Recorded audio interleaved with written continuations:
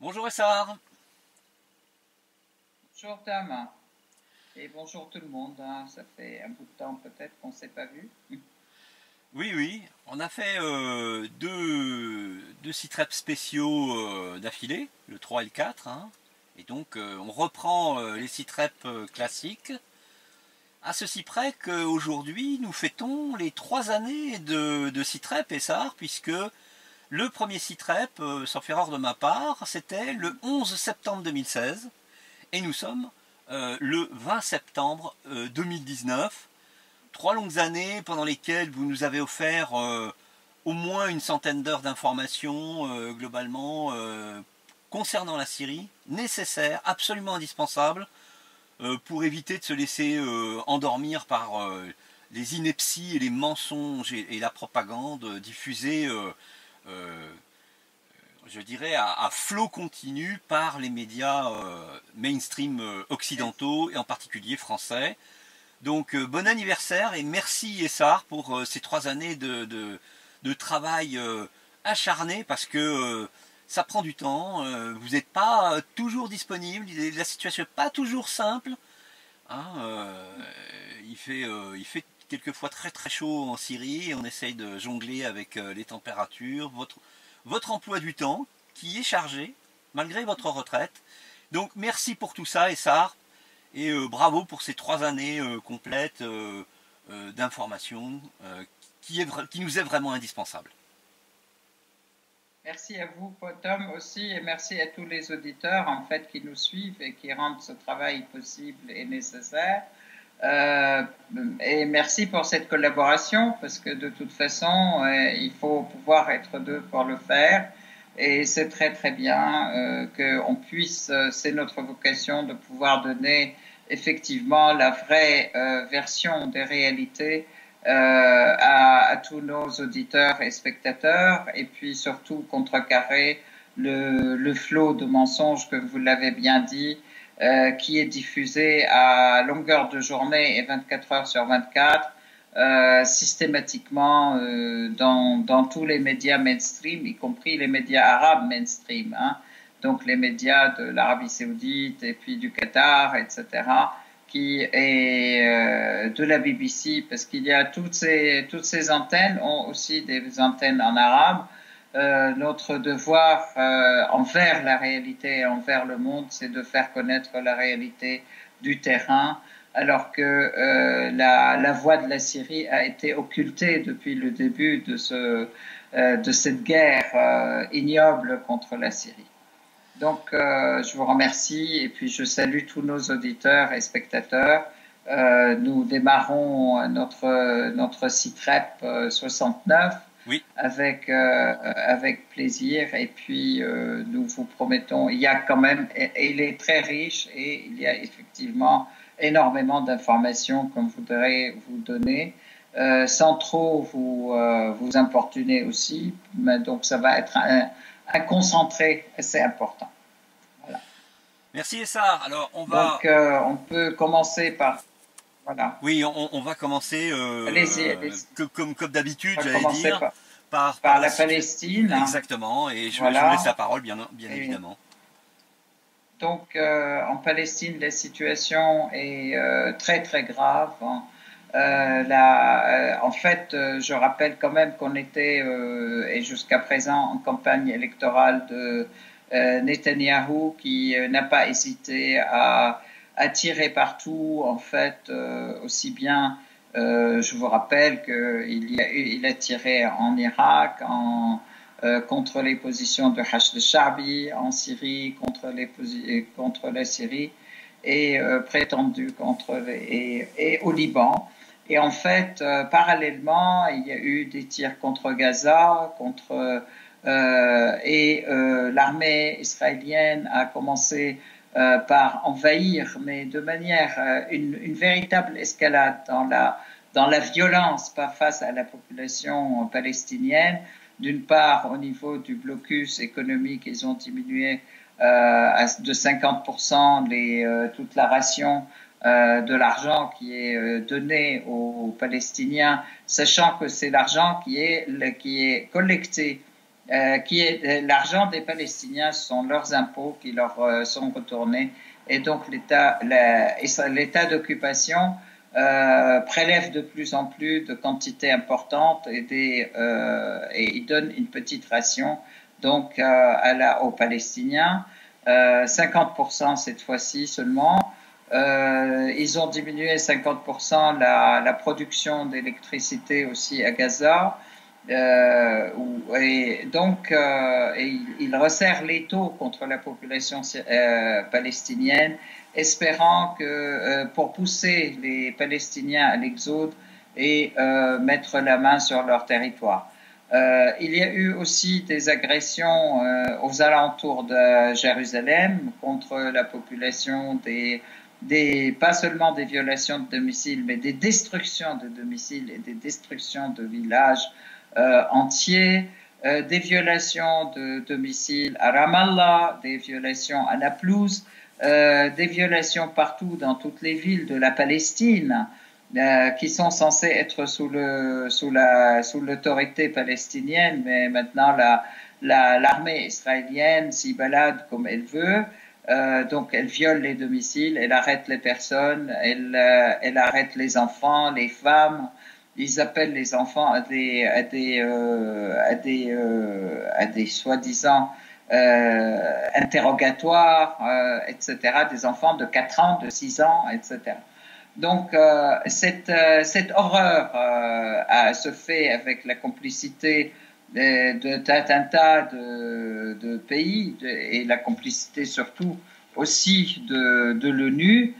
Qui a fait aussi voter et où il y a eu des votes importants de nombreuses décisions concernant la Palestine, mais dont rien n'est appliqué. Et tout ceci se passe donc sous le vu et le su du monde entier. Voilà, je voudrais aussi dire, il y a aussi des exactions non seulement contre la population, il y a des exactions contre la population incarcérée. En fait, il y a des milliers de prisonniers palestiniens et parmi ces milliers, il y a plus de 5500 prisonniers qui sont malades. On leur refuse le soin. Et les prisonniers meurent de manque de soins. Donc il y a quelques jours, il y a un prisonnier qui est mort de manque de soins, mais d'un autre côté aussi, il n'arrête pas de tirer comme ça, il n'arrête pas de les arrêter, de les torturer. Les exactions sont absolument intenables et insoutenables. Alors que la torture est interdite, alors qu'il y a des associations qui dénoncent la torture et qui dénoncent aussi, nombreuses sont les associations qui dénoncent les tortures dans les prisons israéliennes et même les exactions menées contre la population. Je voudrais dire aujourd'hui, les Palestiniens font la 75e marche pour le retour.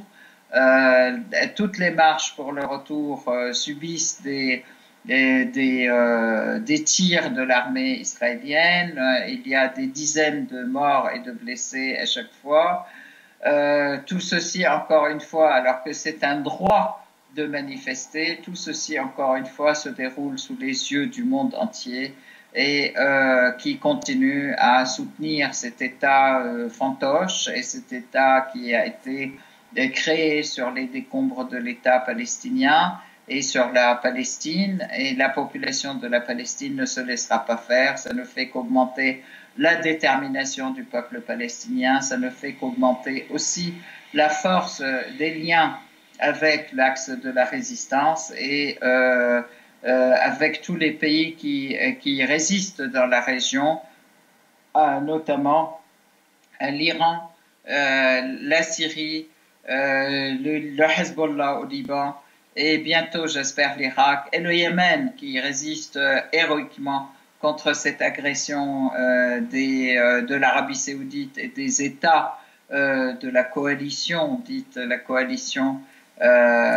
des pays du Golfe contre le Yémen. où toutes les destructions ont été opérées. Je veux dire, ils tirent sur les écoles, sur les hôpitaux, sur les ports, sur l'aéroport, qui sont fermés d'ailleurs depuis longtemps parce que il y a depuis le début de cette agression contre le Yémen en 2015. Et on continue la situation humanitaire est catastrophique au Yémen selon aussi les rapports de l'ONU, mais rien n'y fait et personne n'arrête cette machine infernale de destruction jusqu'au moment où les Yéménites ont commencé à réagir en détruisant aussi de manière parallèle en Arabie Saoudite. Et le dernier avertissement a été les drones qui ont tiré sur cette centrale, cette base de production pétrolière Aramco en Arabie Saoudite et qui a détruit une grande partie, la moitié en fait de cette base de production. Je peux dire, et qui a provoqué beaucoup de tensions dans le Golfe, beaucoup d'accusations de la part des États-Unis, de la part des pays occidentaux qui y voient une occasion pour monter la tension contre l'Iran, alors que les Yéménites ont déclaré et ont menacé, effectivement, ils avaient menacé avant de le faire et ils ont déclaré que c'était eux qui l'ont fait, en menaçant aussi qu'il y a une banque de données qu'ils visent et qui est capable de bloquer complètement l'économie de l'Arabie Saoudite et l'économie du pétrole, puisque rappelons-le quand même que l'Arabie Saoudite est, à partir de cette base d'Aramco, livre pratiquement tous les pays du monde en pétrole. Donc voilà, les pays occidentaux se permettent de douter de cette réalité ou ne veulent même pas l'entendre et continuent à accuser l'Iran que c'était l'Iran qui avait effectué cette attaque. Donc c'est une occasion pour monter en pointe les tensions dans la région, pour encore faire des pressions contre tous les pays de la région, notamment contre l'axe de la résistance. Et là, je précise et je confirme en fait, l'idée c'est de s'attaquer à chacun des pôles de cet axe de la résistance, donc l'Iran, la Syrie, même l'Irak a été aussi accusé d'avoir eu les drones qui étaient partis de chez lui, de ses terres, chose à laquelle, bien sûr, l'Irak s'est opposé très violemment et très rapidement. En plus, en déclarant que de toute façon, son pays ne servira jamais à attaquer un pays voisin, que ce soit l'Arabie Saoudite ou l'Iran ou la Turquie d'ailleurs. Donc, aucun pays voisin ne sera attaqué à partir des terres irakiennes, chose qui a été une déclaration solennelle, effectivement, par le Premier ministre irakien. Donc, voilà, c'est en fait la situation. Il y en a qui jouent, et notamment le couple Netanyahou-Trump ont joué à monter les tensions de manière à favoriser l'élection de Netanyahou, mais malgré tout, il n'a pas été élu. Il est à égalité ou presque, même moins que le parti blanc-bleu et que le parti de Lieberman. Ceci, pour moi, en fait, a peu d'importance puisque de toute façon, c'est un état d'occupation et aucun changement électoral ne changera à sa dimension d'occupation et de sa dimension anti-palestinienne. Par contre, il est intéressant de pouvoir pister toutes ces divisions qui sont au sein de cet état d'occupation, qui l'affaiblissent et qui, pour cacher sa faiblesse, va faire des agressions à droite, à gauche, aussi bien et il s'attaque aux personnes, aux Palestiniens qui sont déjà, je veux dire, qui sont sans force, hein, les civils, il tire sur les civils dans les rues, mais aussi contre tous les Palestiniens, contre Gaza, qui est une véritable prison à ciel ouvert, qui est déjà assiégée depuis 2007, hein, et donc il va tirer sur les Palestiniens, il va agresser comme ça dans un coin, dans l'autre, etc. C'est en fait, il joue avec le sang des Palestiniens pour gagner des élections.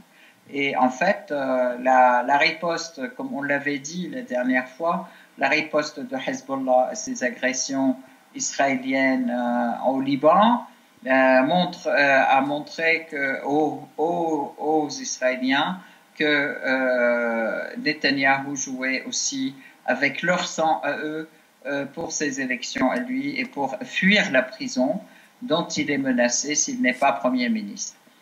Donc voilà, ça c'est important à voir, et c'est important de voir que ces contradictions avec le président du parti bleu-blanc sont aussi très importantes, et ils vont rentrer peut-être en crise pour choisir quel est le Premier ministre, puisque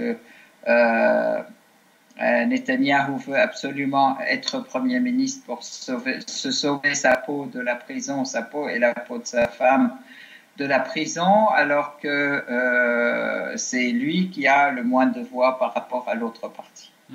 Voilà. Absolument. Absolument. Alors, Essar, on peut déjà commencer. Vous parliez d'agression israélienne contre les Palestiniens, vous avez parlé d'agression légitime des Houthis yéménites contre les 2 raffineries saoudiennes qui... c'est une riposte. Voilà, c'est une riposte à des agressions criminelles de la part des Saoudiens sur les civils yéménites. Et puis il y a cette agression que vous venez de me signaler avant le début du CITREP, c'est-à-dire une nouvelle agression israélienne contre la Syrie par drone, hein, qui a été détruit. C'est ce que vous m'avez dit. Hein. Exactement, c'est hier soir. Il a été détruit, intercepté par les défenses syriennes, justement cette nuit. Hier soir, ça a été aussi un drone qui visait la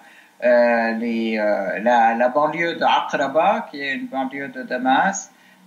C'était un objet volant, et qui, une fois détruit, on a vu que c'était un drone.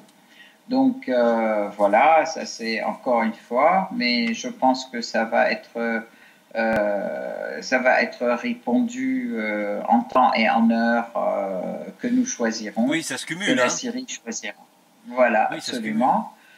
Donc ça c'est un premier point. Mais en fait, ça vient aussi encore une fois à un moment où c'est un message en fait. Ce sont des messages qui sont donnés aux terroristes qui sont en perte de vitesse dans la région d'Idlib, qui ont été donc, je vous le rappelle, balayés rapidement de 40 villes dans le gouvernorat nord de Hama, et nord et nord-est de Hama, et donc jusqu'à la libération de la ville de Khan Sheikhoun. D'ailleurs, dans laquelle on découvre, dans toutes ces villes, on découvre des quantités de tunnels et oui. Des quantités d'armes et d'infrastructures, et de médicaments, hein.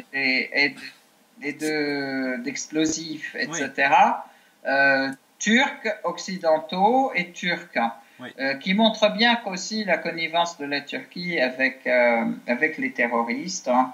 Le fait que donc il y ait eu cette avancée rapide de l'armée arabe syrienne juste avant, en fait, la semaine qui a précédé la rencontre tripartite donc à Ankara, où Erdogan a couru à Moscou rencontrer Poutine, et à la suite de laquelle il y a eu un cessez-le-feu qui a été accepté par l'armée arabe syrienne de manière unilatérale. L'armée arabe syrienne a accepté de le respecter à condition que les terroristes respectent et à garder le droit de riposte, bien entendu, lorsqu'ils agressent. Mais en fait, très clairement, ils n'ont jamais respecté cet accord, et très rapidement, il y a eu des missiles qui ont été tirés sur la ville d'Alep, sur certains quartiers d'Alep, notamment les quartiers ouest,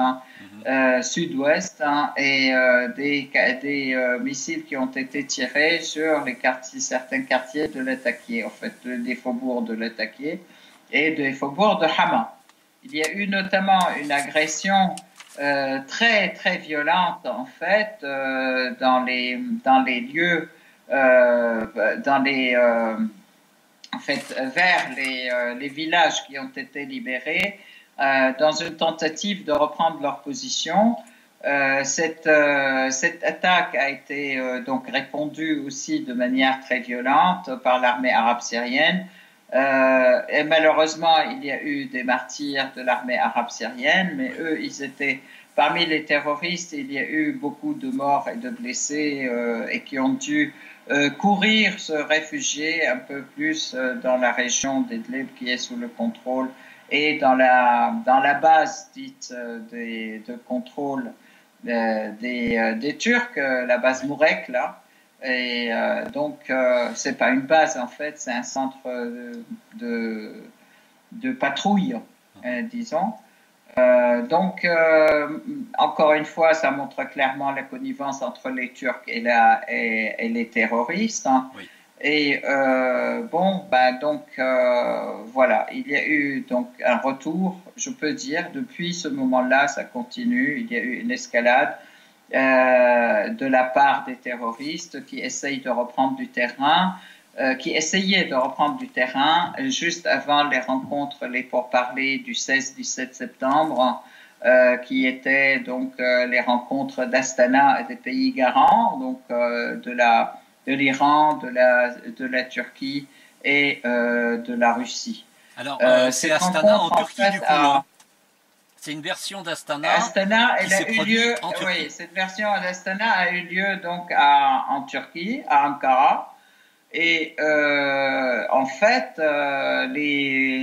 tous les responsables d'État, donc aussi bien le président Rouhani que le président Poutine, ont insisté sur l'unité du territoire syrien, sur la souveraineté de la Syrie, sur la nécessité de lutter contre les terroristes et de les virer, que c'est absolument inacceptable d'avoir une poche de terroristes à Idlib, et que cette poche de terroristes menace tout l'ensemble de la région, d'où la nécessité de l'éradiquer rapidement, et même au niveau de l'est de l'Euphrate, donc nécessité que toutes les forces étrangères qui sont là se retirent, donc aussi bien les forces américaines que les forces turques, et donc un ton très incisif aux Turcs pour se joindre à cette lutte incessamment sous peu, rapidement. Et de ce fait, d'ailleurs, on a vu, après ces accords du 16-17 septembre, un changement peut-être lent, mais un changement quand même de la part des Turcs, qui ont laissé les factions terroristes s'entretuer donc à Idlib, alors qu'avant ils leur procuraient des vivres et des munitions, et puis de l'aide à la fois de renseignement et de l'aide en information. Bon, là, on a vu au contraire, il y a eu une volonté de les laisser s'entretuer, et puis surtout la volonté qui semble se profiler, c'est de les retirer vers l'arrière, comme stipulé cet accord qui a été signé l'année dernière en septembre, fin septembre, en octobre et en septembre effectivement, qui stipulait que le retrait des forces terroristes 15 à 20 km en arrière, le dégagement de la route internationale d'Alep, en fait, qui va de Hama à Alep, et puis surtout le retrait des forces, des armes lourdes et des armes lourdes et des armes moyennes, en fait, des terroristes, hein, et puis de les pousser vers la sortie. Le problème aussi qui est là et qu'il faut résoudre, hein, c'est que les pays concernés qui ont envoyé des terroristes de chez eux, ceux qui les refusent et qui ne veulent pas qu'ils reviennent, et ils les ont déchus de leur nationalité, ils ne veulent pas qu'ils rentrent chez eux, etc. Il est important que ces pays soient à la hauteur de leurs responsabilités et qu'ils reprennent leurs ressortissants terroristes et puis qu'ils les encadrent, qu'ils les présentent à la justice. Par contre, ce qui se passe, c'est qu'ils les repêchent et ils les recyclent ailleurs. Donc, on a bien vu que les terroristes qui étaient à Deir Zor ont été recyclés pour une partie à Rukban, pour une autre partie, ils ont été recyclés en Libye, pour une troisième partie au Yémen, etc. Absolument. Donc, tout ceci se fait donc avec la complicité et sous les yeux aussi de l'ONU qui est censée au contraire faire appliquer les lois, faire appliquer les lois et les décisions qui ont été votées, les décisions contre le terrorisme. Il y en a eu au moins 22 en fait, hein, la lutte contre le terrorisme du Conseil de sécurité. Donc là aussi c'est encore un point important. Qui a été d'ailleurs hier l'objet de discussions au Conseil de sécurité qui s'est réuni hier, voilà, et qui a comment dire, dans lequel l'Allemagne, la Belgique et le Koweït ont présenté une proposition qui permet de sauvegarder les terroristes. Hein. Et bien sûr, là-dessus, il y a eu un double veto, bien sûr, de la Chine et de la Russie, mais il y a eu aussi une réponse très claire de la part de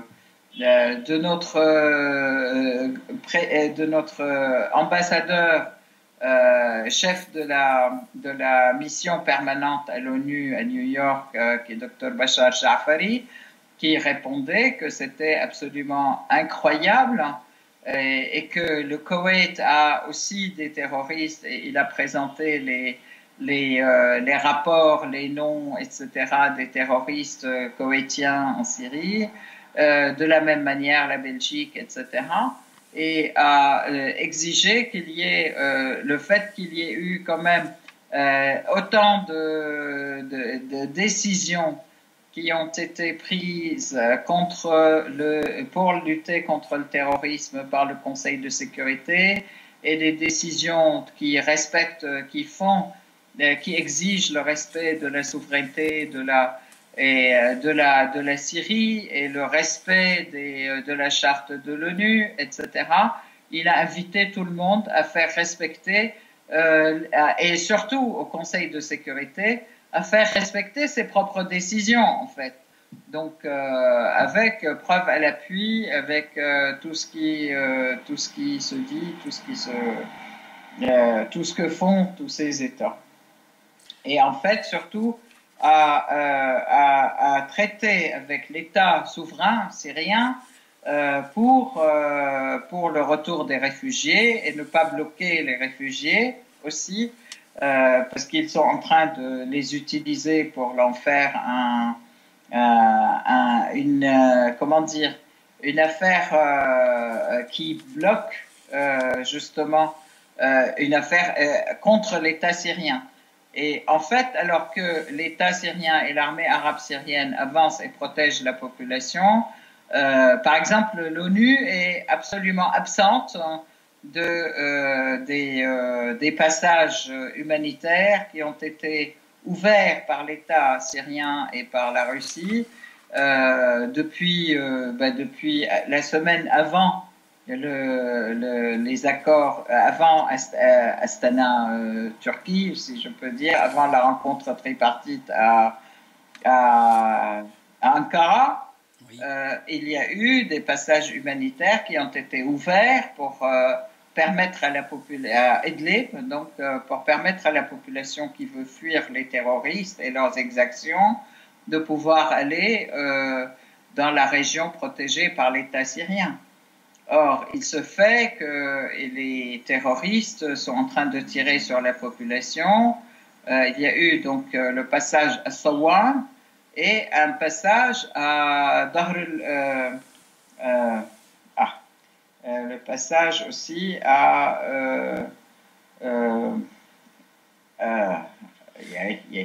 mais le passage pour vous laisser pour vous laisser oui. Le temps de retrouver le nom de ce passage, il faut quand même noter une chose qui est intéressante ici, c'est un remake des méthodes terroristes qui avaient été utilisées à Alep. Hein. On se rappelle que à Alep des passages humanitaires avaient été ouverts, mais que les terroristes tuaient les gens qui voulaient en sortir. Hein. Il y avait carrément l'utilisation de mortiers. Hein. Il y a eu beaucoup de victimes hein, qui avaient été ensuite évidemment mis sur le dos de l'armée syrienne. Mais comme les Russes étaient présents et que savaient d'où venaient les tirs, c'était bon. Ils n'ont pas insisté non plus énormément. Mais c'est les mêmes méthodes. Hein. C'est les mêmes méthodes. Exactement. En fait, on se rappelle lors de la libération d'Alep, ça a été exactement le cas. Lors de la libération de la Ghouta aussi, oui. Ça a été le cas. Ils tiraient sur la population et ils disent ça c'est l'État syrien qui tue. Or en fait là il y a effectivement le passage de Souran, le passage Abu Dhur qui ont été ouverts donc et puis l'État syrien a dépêché des aides médicales, humanitaires et puis les personnes, les groupes du croissant rouge syrien. Donc, ils les attendent depuis 8 jours et depuis 8 jours, les terroristes s'attaquent à la population qui veut sortir. Donc, il n'y a pas une seule personne qui a pu échapper et arriver à ces passages. Donc, c'est vraiment une très grande violence. Hein, qui est exercée contre la population. C'est assez fou. Je voudrais dire, en fait, si on continue au niveau des exactions qui sont utilisées par les terroristes contre la population, il y a des arrestations massives à l'intérieur, donc à l'intérieur d'Idlib et tout le gouvernorat d'Idlib qui est sous le contrôle des terroristes. Donc ils arrêtent les gens, ils les enrôlent de force en fait pour combattre à leur côté. Et de cette même manière aussi, les forces de Qassad en fait, qui sont donc le FDS, abusivement appelé FDS, qui ne sont de toute façon, qu'on appelle aussi abusivement les Kurdes, mais qui sont quelques mercenaires de Kurdes avec des mercenaires qui sont soutenus par les Américains, qui se battent à l'est de l'Euphrate. On rappelle d'ailleurs, à mon avis... Oui, on rappelle à ça d'ailleurs qu'il y a une espèce de troublante organisation de drapeaux, d'étiquettes entre le FDS et Daesh.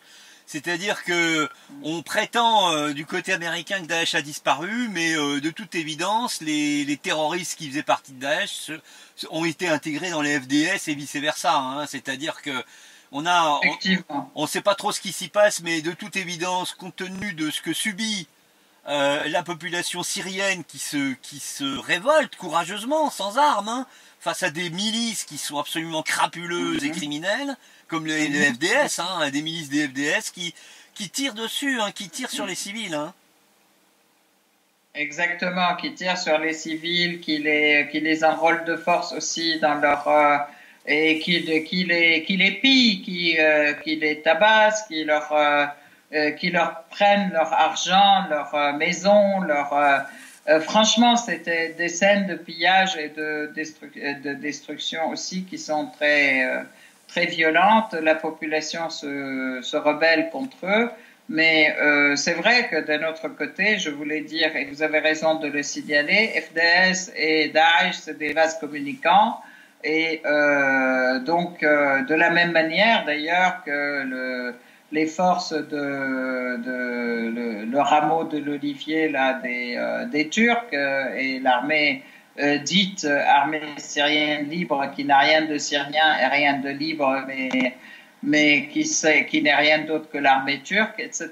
Donc tout ceci, la population le voit et le rejette et ils ne veulent qu'une chose, c'est revenir sous la protection de l'État syrien et de l'armée arabe syrienne. Alors là aussi, il y a une véritable opposition populaire qui se construit et qui profite aussi en fait. Alors les forces dites FDS qui sont soutenues par les États-Unis se disent maintenant contre la Turquie et par moment ils disent on voudrait que l'armée syrienne vienne nous protéger. De toute façon, l'armée arabe syrienne vienne nous protéger. Donc tout ceci, ce n'est que comédie et jeu. En fait, la Turquie aussi affirme que les accords qui ont été prétendument faits ou et qu'ils avaient annoncé qu'ils étaient faits avec les États-Unis pour la zone sécurisée ou une zone vide sécurisée, ils disent que rien n'est fait avec les États-Unis et qu'ils sont en train de les rouler. Donc là aussi, il y a des choses.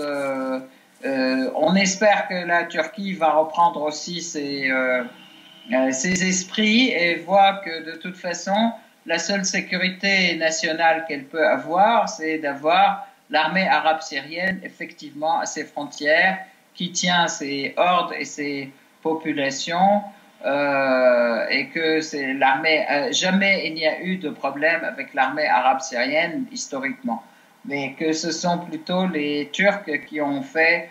C'est Erdogan en fait qui a provoquer les problèmes avec la Syrie, alors que la Syrie ne lui avait offert que amitié et coopération. Pour revenir donc au retour des réfugiés aussi, il y a à cette même problématique, je peux dire, le camp Al-Rukban qui est à côté de la base américaine d'Al-Tanf, qui est aussi objet d'exactions de la part des terroristes qui sont soutenus par les Américains. Et par contre, là, il y a, avec la pression de la Russie et la présence d'un passage, certains arrivent à s'échapper et reviennent chez eux, et les gens qui sont revenus du camp Al-Rukban sont pour la plupart aussi des habitants des villages qui viennent d'être libérés dans le nord de Hama. Et par ailleurs, donc, nombre important et progressif de réfugiés qui reviennent du Liban par plusieurs canaux, donc aussi bien par Jdeïdé, par Jleirem, etc., par différents passages. Et là, hier, le ministre des Affaires étrangères libanais affirme que la plupart des Syriens ont envie de revenir dans leur pays et qu'il est important de les y aider. Je voudrais à ce titre quand même faire une petite parenthèse. le gouvernement libanais n'est pas entièrement uni sur l'attitude vis-à-vis des réfugiés syriens, puisqu'il y a une partie, notamment Saad al-Hariri, la partie qui est inféodée à l'Arabie saoudite. Elle veut aussi transformer l'Arabie saoudite et à l'Occident, donc les Américains et les Français, etc. Et ils veulent aussi utiliser les réfugiés comme une carte de pression sur l'État syrien à traiter pour les négociations Oui. et des partages, en fait. Ça a toujours été le cas, hein, depuis le départ d'ailleurs. Hein. Absolument. Absolument. Et puis, dernier point, le passage d'Ansib, en fait, de Jordanie. Il y a un flux régulier de réfugiés qui reviennent surtout du camp Al-Azraq, en fait, et qui sont ravis de revenir chez eux. Je voudrais dire à cet effet, d'ailleurs, que l'État syrien assure pour tous les réfugiés des centres d'hébergement assez corrects, hein, en attendant que leurs villes et villages en attendant qu'ils aillent voir déjà et voir si chez eux ils peuvent rentrer tout de suite ou ils ont besoin d'un certain temps. Donc tout ceci c'est aidé par l'État syrien et supporté par l'État syrien. Donc ils vivent dans des centres d'hébergement, ils ont de l'aide médicale, ils ont de l'aide humanitaire, ils sont alimentés et traités, et même des écoles qui permettent aux enfants de reprendre les études rapidement sans reperdre encore une année. Alors Essar, excusez-moi, hein, le temps passe vite, ouais. Il nous reste quelques minutes, mais oui. Vous m'avez parlé de cette réhabilitation importante, de la zone qui avait été occupée par les terroristes au sud de la poche d'Idleb, hein. En fait c'était le nord du gouvernorat de Rama, c'est-à-dire tout autour de Khan Cheikhoun. Et vous m'avez parlé de réhabilitation, les écoles remises en route, l'alimentation recommence à circuler pour faciliter le retour des habitants, tout simplement. Tout à fait, les habitants sont revenus dans tous les villages qui ont été libérés récemment et à Khan Cheikhoun. D'ailleurs, ils sont tous revenus, les écoles ont été ouvertes, hein. Les gens, s'ils ont beaucoup de dégâts ou pas beaucoup de dégâts, ils essayent aussi de s'activer pour réparer leur maison et essayer d'y être avant l'arrivée de l'hiver, en fait. Là, il fait encore très bon, donc c'est très bien. Ça, c'est une très bonne chose, hein, et ça va vite. Même, ils ont commencé à réhabiliter aussi l'autoroute internationale qui part de Khan Cheikhoun et qui va vers Hama, Khan Cheikhoun et vers Alep. Donc ça, c'est aussi un travail important. Je voudrais aussi, effectivement, vous me dites, le temps passe vite. Je ne sais pas si j'ai parlé de cette amnistie importante qui a été prononcée hier par le président Bachar al-Assad concernant tous les crimes qui ont été commis avant le 14 septembre 2019. En fait, qui est un véritable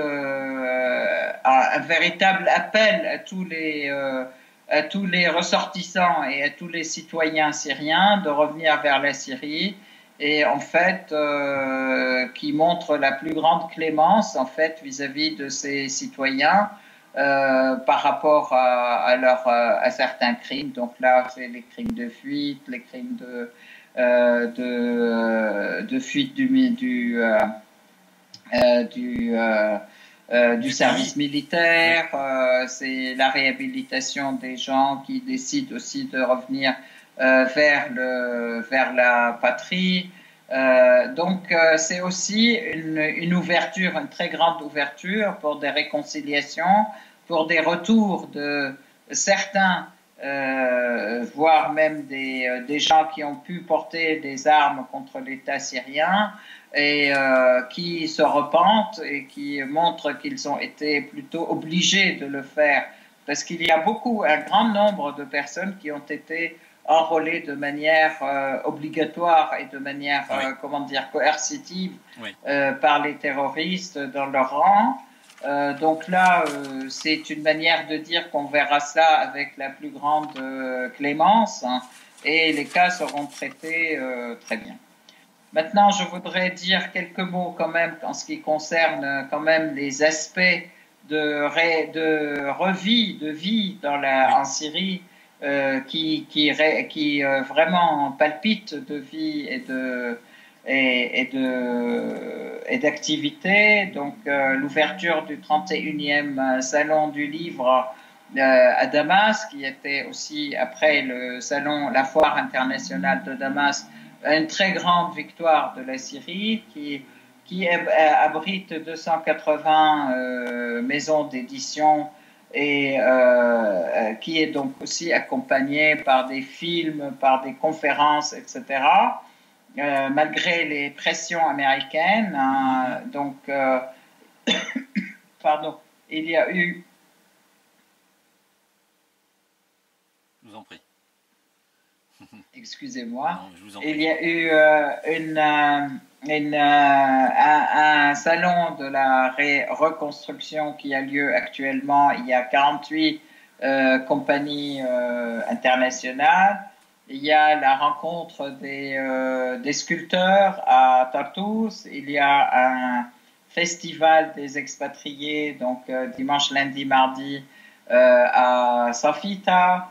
Il y a à Alep, il y a le premier congrès des technologies et des sciences pharmaceutiques, le congrès des dentistes, hein, et il y a eu surtout un truc très important qui est le Forum international des syndicats du monde et où il y a eu plus de 100 pays qui ont été représentés par les syndicats ouvriers qui sont venus à Damas et qui ont été accueillis par Monsieur le Président aussi et qui étaient très contents de cette rencontre. Donc eux, ils étaient très contents de cette rencontre et ils ont trouvé qu'il était fort, réaliste et très clairvoyant par rapport à l'avenir du monde qui débouche vers un monde multipolaire et qui laissera où la souveraineté nationale aura plus de place et aura sa place et sa présence et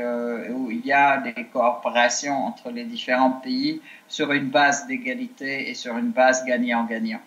Donc tout ceci, il y a eu aussi beaucoup d'autres activités, on n'a pas le temps d'en parler, mais en fait la Syrie foisonne effectivement d'activités artistiques, créatives, de films nouveaux qui ont été aussi lancés et qui vont participer dans les festivals internationaux aussi, à la fois du film et de la culture. Donc je vous remercie. Je ne sais pas si c'est le moment de clore notre CITREP. Oui, c'est ça, oui, tout à fait. Nous sommes arrivés au terme du CITREP, hein, au terme du temps imparti. Voilà. Je vous remercie encore une fois, Essar, 3e anniversaire, je le rappelle. Et je vous souhaite une bonne fin de journée et de retour pour le 70e CITREP ou pour un CITREP spécial encore une fois puisque les événements se précipitent hein, plus ou moins en ce moment. Tout à fait. Voilà. À très bientôt. Merci beaucoup Essar. À très bientôt et merci Tom et merci à tout le monde. Au revoir. Au revoir.